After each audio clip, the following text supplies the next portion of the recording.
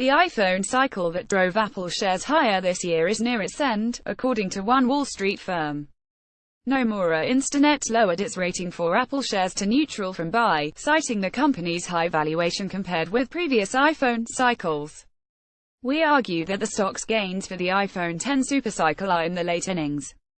We believe unit growth, if not quite ASP growth, is well anticipated by consensus and a historically full multiple, analyst Jeffrey Kvaal wrote in a note to clients Tuesday. Apple shares fell 1.1% in early trading Tuesday after the report. The company is one of the market's best-performing large-cap stocks this year, rallying 52% through Monday versus the S&P 500's 20% gain. Kvaal noted that Apple is trading at a valuation of 15 times estimated 2018 earnings. He said during the iPhone 6 cycle, the company's earnings multiple peaked at 15 times earnings and then declined to 9 times earnings. The analyst also noted that the smartphone maker's stock went from 13 times earnings to 8 times earnings during the iPhone 5 cycle. The analyst reduced his price target for Apple shares to $175 from $185, a 1% downside to Monday's close.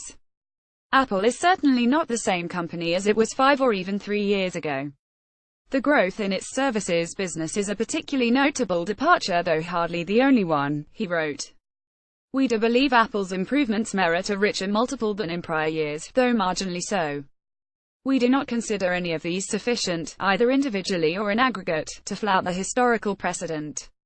Apple is one of the most popular stocks on Wall Street and Main Street and rarely gets negative opinions from the former. The last time the stock was downgraded was by Mizuho Securities on June 11. Apple shares are up 18% since then. Of the 38 analysts who cover Apple, 31 have a buy rating. The rest have a hold rating, including Nomura Instinet, according to FactSet. Zero say sell. The company did not immediately respond to a request for comment.